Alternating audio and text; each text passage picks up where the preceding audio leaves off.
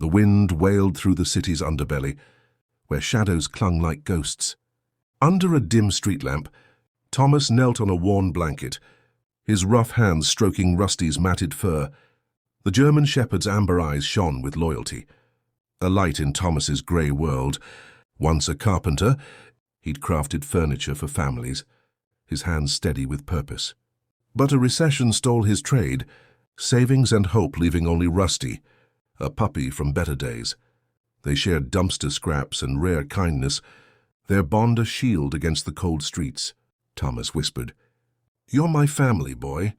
His voice cracked with love and despair. Rusty's tail thumped, his warmth easing the chill in Thomas's bones. Their days blurred, scavenging, dodging city crews, and sheltering in reeking alleys. Thomas's cough worsened, a reminder of winters exposed, but he hid it from Rusty, who'd whine and nudge him. The dog's instincts were sharp, honed by years fending off threats. Thomas saw a soul in Rusty's eyes, one who chose him when the world turned away. Under a bridge, he'd share stories of his daughter, now distant, unreachable without a phone. Rusty listened, head tilted, a silent vow, we're together. The city's skyscrapers gleamed, housing lives Thomas couldn't imagine. Yet with Rusty's head on his lap, he felt a flicker of worth, love surviving in loss. One dusk in a quiet park, they settled near trees, a rare touch of nature. Thomas hummed a folk tune, giving Rusty the last bread crust. He didn't see the black van, its tinted windows hiding danger, or the boy, Ethan, son of billionaire Marcus Vale, walking alone. The van's door slid open, two men in hoodies emerging, their movements predatory. Ethan, on his phone, didn't notice until a hand clamped his mouth, stifling his cry, dragging him toward the van. Thomas's head snapped up at the sound, his street-sharpened instincts alert. Rusty growled, body tense. Thomas's heart thudded, not fear, but a need to act. The city had taken everything, but not his humanity. "Rusty, stay," he whispered. But the dog's eyes locked on the scene, ready to spring. Rusty's growl erupted into a fierce bark, shattering the park's calm. Ignoring Thomas's command, he bolted, a blur of fur and muscle. Thomas stumbled after, legs weak but driven by adrenaline. The kidnappers froze as Rusty charged. Ethan thrashed, eyes wide with terror. Meeting Rusty's, the lead kidnapper, scarred and wiry, pulled a gun, aiming at Rusty. "Get that mutt!" he snarled. But Rusty leaped, teeth sinking into the man's wrist. The gun clattered down as he howled. Ethan fell free, scrambling back, sobbing. The second kidnapper lunged for the gun, but Rusty spun, barking fiercely, forcing hesitation. Thomas reached them, pulling Ethan behind a tree. "Stay down, kid," he rasped, fear swallowed by duty. The scarred man clutched his wrist, cursing and shouted, "Forget the kid, go!" The second man sprinted to the van, its engine roaring. He fled, leaving the scarred leader. Rusty circled him, barking, pinning him. Sirens wailed, growing louder, a sound Thomas once feared but now welcomed. The scarred man's eyes darted, but Rusty's barks and the sirens broke him. He knelt, hands up, defeated. Police cars screeched in, lights flashing, officers shouting, "Get down!" The man complied, rage in his face. Thomas held Ethan, shielding him, his own fear buried. An officer approached, eyeing Rusty. "You and the dog did this?" Thomas nodded. "Couldn't let it happen." The officer's gaze softened, radioing about a hero dog and Samaritan. Ethan, trembling, looked up. "Thank you. Your dog saved me." Thomas's eyes stung, pride mixing with exhaustion. Rusty nudged Thomas's hand, then licked Ethan's as if saying, "You're safe." The boy's tears fell and Thomas felt his own, feeling seen, not a shadow, but a man who mattered. A black SUV pulled up. Marcus Vale, Ethan's father, ran to his son, hugging him tightly. Ethan pointed to Thomas and Rusty, recounting the rescue. Marcus's sharp eyes took in Thomas's rags and the dog. "You did this?" Thomas shrugged. "Rusty did most." Marcus knelt, scratching Rusty's ears. "He's a miracle." His gaze locked on Thomas. "I owe you everything." The night carried change, and Thomas felt hope spark, fragile but real. Morning found Thomas and Rusty in a police station waiting room. The dog curled at his feet. Thomas sipped coffee, hands trembling, replaying Rusty's leap. He'd always known Rusty's bravery, But seeing him down a gunman stirred deep pride and fear of loss.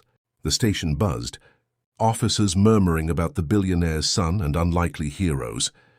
Thomas felt out of place, his worn jacket stark against the polished world.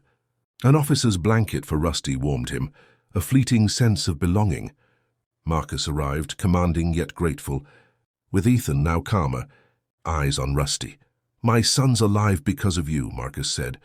Thomas shifted. "Didn't do it for reward." Marcus insisted. "I run Vailtech. I want you and Rusty secure, shares worth millions, a home." Thomas's breath caught, the words unreal. He looked at Rusty, tail thumping as if sensing their fate shift. Wealth was foreign to Thomas, who'd stopped dreaming beyond meals. He thought of his daughter, Sarah, lost to distance, and nights shivering. Could this be real? His eyes welled and he blinked, ashamed. Marcus softened. "You gave me my son. Let me give you your life." Ethan added, "Rusty's a hero and you're his dad." The word dad hit hard.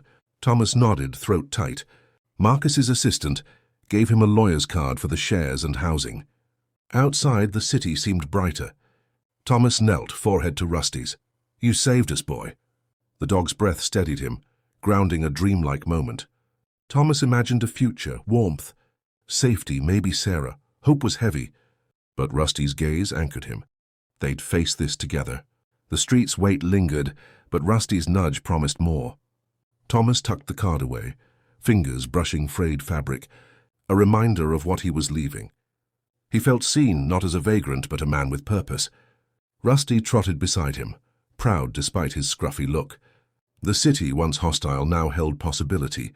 Thomas's cough eased, his heart lighter, the spark of hope growing into a flame that warmed them. Weeks later, Thomas stood in a clean apartment, its walls a stark contrast to Allie's. The Vailtech shares secured this home, a nest egg for stability. Rusty had a plush bed, circling it warily before flopping down, content. Thomas smiled, heart heavy with lost years. The place smelled of paint and possibility. But he moved cautiously, fearing it might vanish. He'd bought Rusty food, clothes for himself, small acts of pride. Marcus ensured medical care, easing Thomas's cough. A phone reconnected him to Sarah, whose voice shook. "Dad, really you?" He wept, telling her of Rusty and the rescue. She'd visit, a bridge to lost years. Rusty sensed the change, his eyes bright, tail wagging. Thomas walked him through the park where it began, the memory vivid but softer. Passers-by smiled, some knowing Rusty as the hero dog from news. Thomas shied from attention, but Rusty pranced confident. Ethan and Marcus visited, the boy with treats, grinning. "Rusty's my hero." Marcus watched, warm but serious. "You've a good heart, Thomas. Rusty's one of a kind." They talked as fathers, not billionaire and vagrant, bound by love. Thomas felt kinship, a reminder worth wasn't wealth. At night, by the window, Rusty at his feet, the city's lights sprawled. Thomas thought of cold nights, hunger, fear. Those scars stayed but didn't define him. He scratched Rusty's ears. "We made it, boy."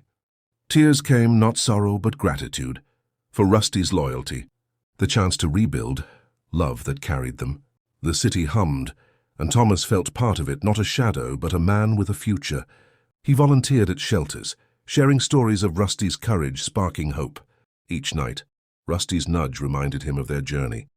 The apartment, once foreign, felt like home. Thomas's heart, once broken, began to heal, stitched by a dog's love and a billionaire's gratitude. A life reclaimed from the street's cold grip. Months on, Thomas watched Rusty chase a ball in the park. His coat gleaming, body strong. Thomas, too, was stronger. Cough gone, eyes clear.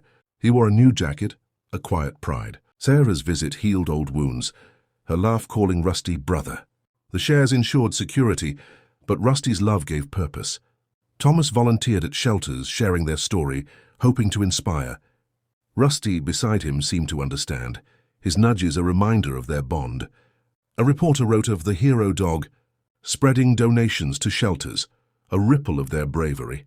Thomas agreed to honor Rusty, not for fame. Marcus offered a job training service dogs. Seeing Rusty's spirit as a model, Thomas accepted, finding purpose. At home, he'd whisper to Rusty, "You saved more than the boy. You saved me." Rusty's head on his knee answered, "We saved each other." In the park, Under a sunset's glow, Thomas felt the city's pulse align with his. Once a maze of survival, it was now a canvas of hope. He thought of hunger, cold, and love that endured. Tears pricked, not pain, but gratitude. He knelt face to Rusty's. "We're home, boy." Rusty's breath answered, a promise kept. Marcus and Ethan visited. Ethan's laughter with Rusty a joyful echo. Thomas trained dogs, each one a nod to Rusty's courage. The city, once cruel, embraced them. Thomas felt whole, not for wealth, but for love, purpose, connection. Rusty's tail wagged, a rhythm of joy.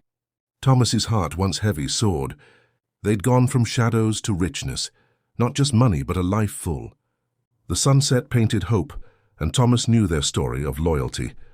Bravery, love, would echo beyond the horizon, a testament to a dog who turned despair into a dream fulfilled.